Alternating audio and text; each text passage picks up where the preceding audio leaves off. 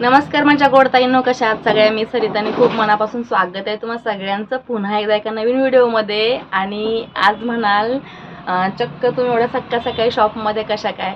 कारण हो, खरंच आहे. कारण मी 8:30 8:15ला शॉपवरती कधीच येत नाही. घरची कामं उरकल्यानंतरच मी शॉपवरती येते.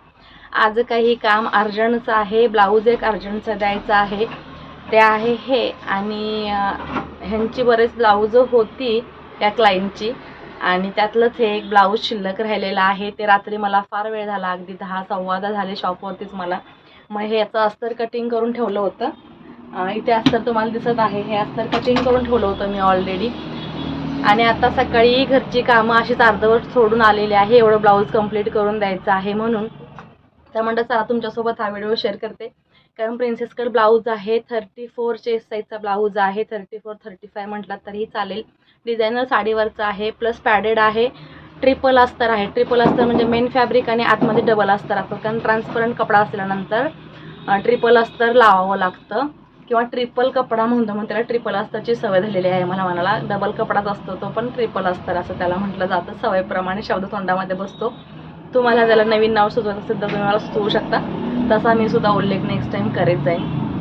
तर चला मग आता ब्लाऊज कटिंग करायला घेते आणि पटापट शिवून ते पुढे पाठवायचं आहे. ते कोणाला पाठवायचं आहे, काय पाठवायचं आहे, आणि याच क्लायंटचे किती सारे ब्लाऊज मी शिवलेले आहे ते तुम्हाला शक्य झाल्यास नक्कीच दाखवणार आहे. खूप सुंदर डिझाईन्स आणि छान ब्लाऊज शिवलेले आहेत. तर चला आता या ब्लाऊजला कटिंगला सुरुवात करूया. त्या अगोदर आपल्या चॅनलवरती नवीन असाल तर चॅनलला सबस्क्राईब करा, आणि स्टिचिंग सरितावरती जे आपण व्हिडिओ शेअर करतो ते जास्तीत जास्त शेअर करा, म्हणजे अजून आपल्या बिगनर्स मैत्रिणींना, ताईंना शिकण्यास त्याचा मदत होईल आणि उपयोग होईल. चला आता मग ब्लाऊज कटिंगला घेऊया.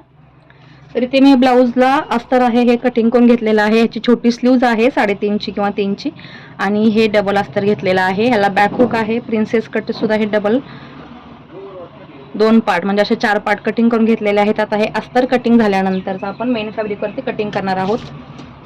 मेन फॅब्रिक इतका सुंदर आहे ना, मार्बलमध्ये हा कपडा आहे, सॉफ्ट एकदम. तर सगळ्यात अगोदर याची बाही आहे ती कटिंग करून घेऊयात.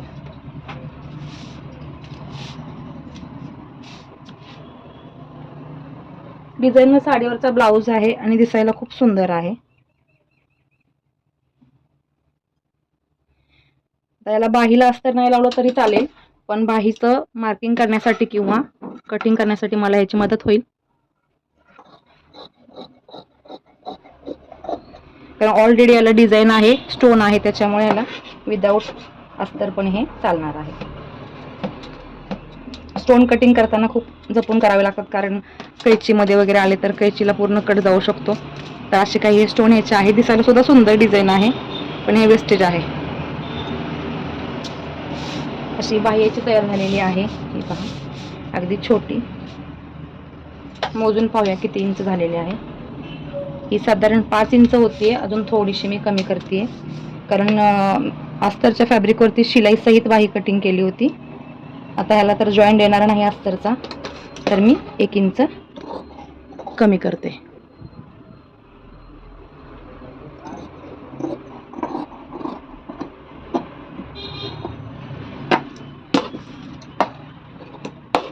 ही झालेली आहे आपली बाही कटिंग, आणि त्याची टोटल उंची आहे ही 4 इंच वगैरे होईल. लागला त्याला फ्रंट साईड सुद्धा कटिंग करून देते 2 पार्टमध्ये. कपडा फार नाजूक आहे, त्यावेळेला मला बघावं लागते 2 पार्टचा आहेत का, 3रा पार्ट सुद्धा येतोय. तर असं काही हे फ्रंट साईडचं कटिंग इथे झालेलं आहे. हा बॅक साईड बाही आपली इथे कटिंग झालेली आहे. त्यानंतर आपण बाकीचे पार्ट आहेत फ्रंटचे ते कटिंग करून घेऊया.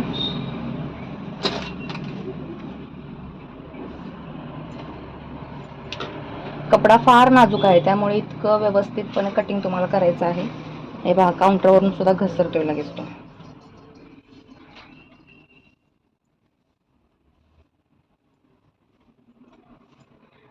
बाही कटिंग केल्यानंतर आपल्याला बॅक साईड किंवा बॅक पार्ट आहे तो कटिंग करायचा आहे व्यवस्थित ठेवून. तुम्हाला नवीन असाल, बिगिनर्स असाल तर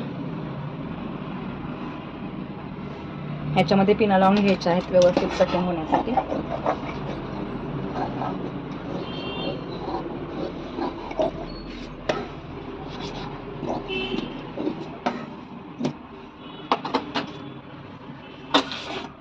बॅक पार्ट कटिंग झाला, तर फ्रंट पार्टला सुद्धा जॉईन आला पाहिजे, कारण आपण बॅक हुकचा हा ब्लाऊज शिवणार आहे. त्यामुळे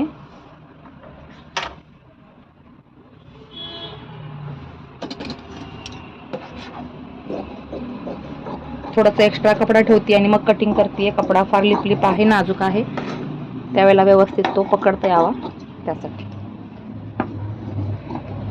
जास्तीचं मार्जिन आपण पुन्हा कटिंग करून सुद्धा काढू शकतो.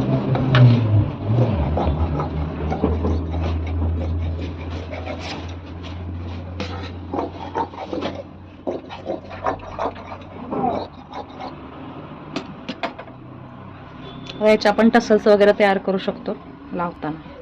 यातला थोडा कपडा मी डोरीसाठी काढून घेते, ह्याची डोरी तयार करायला. आणि शिल्लक राहिलेला कपडा आहे, ह्याच्या आपल्याला टसल्स करायचे आहेत. त्यासाठी इक्वल मध्ये आपल्याला हा पीस कापायचा आहे. 3.5 बाय 3.5, 4.5 बाय 4.5, जेवढा तुमचा इथे बसेल तितका.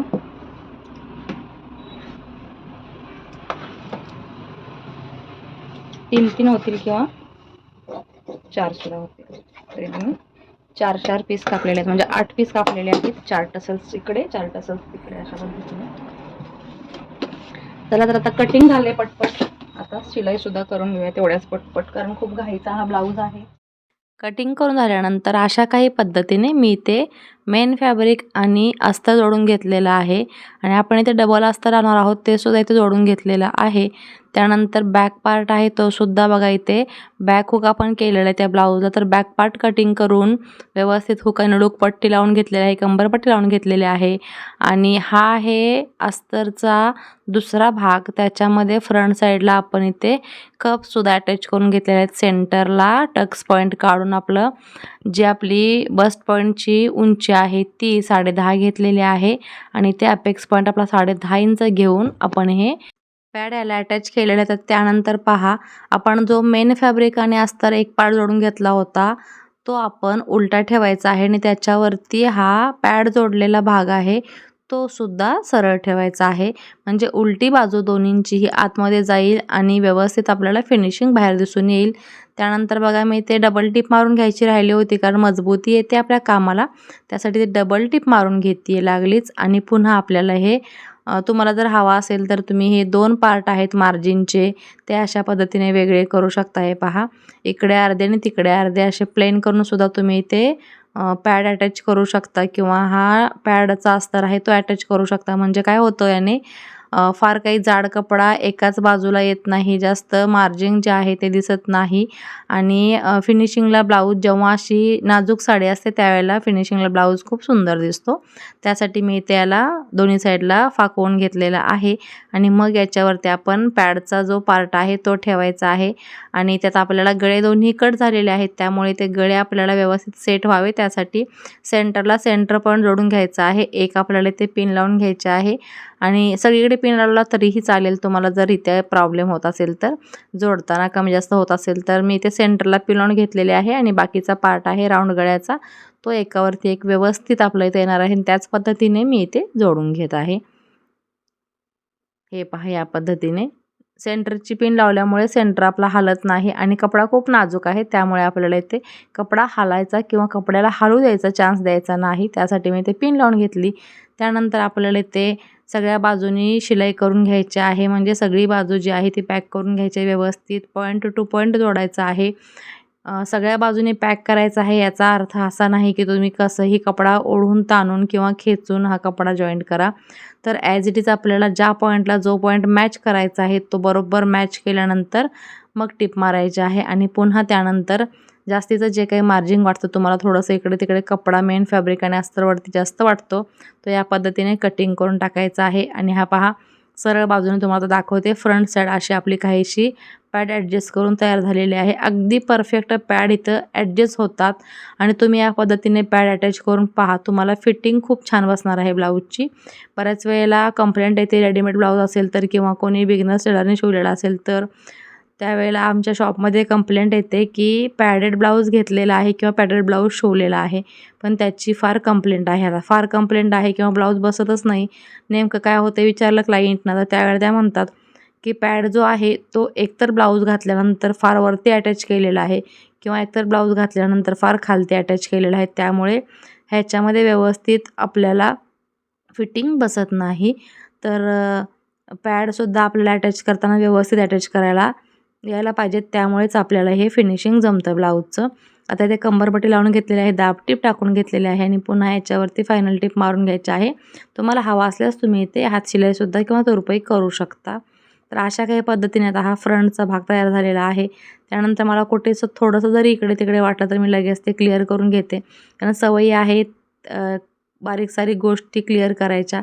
तर त्या लगेच इथे क्लिअर करायच्या आहेत की ब्लाऊज झाल्यानंतर करू, सगळं एकदाच करू असं काही नसतं. जेवढं तुम्ही इथे व्यवस्थित लक्षपूर्वक फिनिशिंग द्याल तेवढं ब्लाऊज तुम्हाला फिटिंगला छान बसणार आहे. आता बघा शोल्डर जोडायचे आहे, तर शोल्डर जोडताना फ्रंट पार्ट आहे तो सरळ ठेवलेला आहे आणि त्याच्यावरती बॅक पार्ट आहे तो उलटा ठेवलेला आहे. म्हणजे दोन्हीही उलटे पार्ट बाहेरच्या बाजूला आहेत आणि दोन्हीही सुलटे पार्ट आतल्या बाजूला आहेत. या पद्धतीने अर्धा इंच शोल्डर आपल्याला जोडायचे आहे, डबल टिप मारायचे आहे आणि एक्स्ट्राचा भाग इथे सुद्धा कटिंग करायचा आहे. फार एक्स्ट्राचं मार्जिन ठेवून जास्तीचं मार्जिन ठेवून उपयोगाचं नसतं, ते आपल्याला फिनिशिंगला प्रॉब्लेम करतं. त्यासाठी आता इथे मी मार्किंग करून घेते 2.5-3 इंचावरती आपल्याला जे दोरी लावायची आहे किंवा नॉट्स लावायचे आहेत त्यासाठी. त्या अगोदर बघा मार्किंग करून झाल्यानंतर आपल्याला इथे ही गळापट्टी आहे डबल करून क्रॉसपट्टी कट केलेली होती ती डबल करून इथे अटॅच करायची आहे. आपल्या दाबाचा एक पार्ट आहे 1.5 इंच तेवढ्यावरती आणि जिथे आपण मार्किंग केलेलं तिथे आपल्याला ह्या दोऱ्या अटॅच करायच्या आहेत. आपण जो कपडा कटिंग केलेला दोरीसाठी त्याची दोरी तयार करून घेतलेली आहे आणि त्याला असे टसल्स दिलेले आहेत.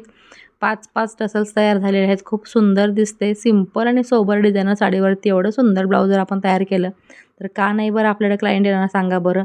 परत फिरून आपल्याकडे क्लायंट नक्कीच येणार आहे, ही गॅरंटी मात्र मी तुम्हाला देऊ शकते. कारण जितकं काम तुम्ही मन लावून कराल, जितकं तुम्ही प्रामाणिकपणे आपली मेहनत ओतून त्याच्यामध्ये काम कराल, तेव्हा तुमचं काम का चांगलं होणार नाही सांगा बरं. कारण एखादी गोष्ट इतकी जर आपण नित्यनियमाने करत असो त्यावेळेला तुम्हाला सुद्धा सक्सेस त्याच्यामध्ये मिळालंच पाहिजे आणि ते मिळतंच बरं का. इथे सुद्धा मी तितक्याच गॅपवरती मार्किंग केलेलं आहे आणि पुन्हा दुसरी दोरी अटॅच केलेली आहे बॅक साईडला. बॅक ओपन आहे त्यावेळेला बऱ्याच वेळेला आपल्याला फ्रंट साईडला सुद्धा दोरी अटॅच होते. बऱ्याच वेळेला माझं झालेलं आहे असं की बॅक हुक असल्यानंतर फ्रंट साईडच्या साईडला आपल्याला दोरी अटॅच करते. चुकून केली जाते ती, तशी माझी सुरुवातीला व्हायचं. तुमचे होत असेल तर कमेंटमध्ये सांगायला विसरू नका. त्यानंतर बघा डबल टिप न मारता इथे दाब टिप टाकायचे आहे. दाब टिप टाकताना खालचं मार्जिन जे आहे ते आपल्याला ह्या पट्टीच्या खाली घ्यायचं आहे आणि त्याच्यावरून दाब टिप टाकायचं आहे, ज्यामुळे फिनिशिंग सुंदर बसतं. हातशिलाई केल्यानंतर ब्लाऊज अतिशय खूप सुंदर असं दिसतं. त्यानंतर आपल्याला दोन्हीही बॅक आणि फ्रंट पार्ट चेक करायचा आहे. आर्महोलच्या इथे बरोबर आहे का, बरोबर नसेल तर थोडासा आपल्याला इथे व्यवस्थित इक्वल करून घ्यायचं आहे, टिप मारून घ्यायची आहे आणि त्यानंतर आपल्याला सगळं पार्ट चेकिंग केल्यानंतर बॅक आणि फ्रंटचे मग आपल्याला बाही जोडायची आहे. बाहीचं तर ऑलरेडी आपण इथे कटिंग करून ठेवलं होतं, अस्तर शिवाय बाही जोडायची आहे. ही पहा आणि तुम्हाला इथे आता दाखवते बाही जोडताना हा जो पुढचा भाग आपण कटिंग केलेला आहे तो अगदीच कॉर्नर दिसतो, तर तिथं कॉर्नर न घेता राऊंड भाग असा आला पाहिजे. हलकासा मी त्याचा कॉर्नर उडवलेला आहे. शेप छान राऊंड दिलेला आहे आणि सेंटरपासून इकडे आपल्याला चेक करायचं आहे बाही फिटिंगला किंवा बाही अटॅच करताना कमी जास्त होतं आहे का, आणि मग आपल्याला बाही अटॅच करायची आहे. आता पहा याच पद्धतीने व्यवस्थित न ओढता, न खेचता, न ताणता, कुठल्याही प्रकारचा ओढ ना देता आपल्या ह्या कपड्यावरती अगदी अलगदपणे आपल्याला हा कपडा सेंटर येऊन मॅच करायचा आहे आणि हळूवारपणे पुढे आपल्याला हा बाहीचा पार्ट आहे तो जोडून घ्यायचा आहे. इथे तुम्ही बाहीला अस्तरसुद्धा लावू शकता, पण इथे इतकी सुंदर कपड्याची एवढ्या सुंदर बॉर्डरची बाही आहे, ते बिना अस्तरची छान दिसली असती म्हणून मी इथे अस्तर लावलेलं नाही बाहीला.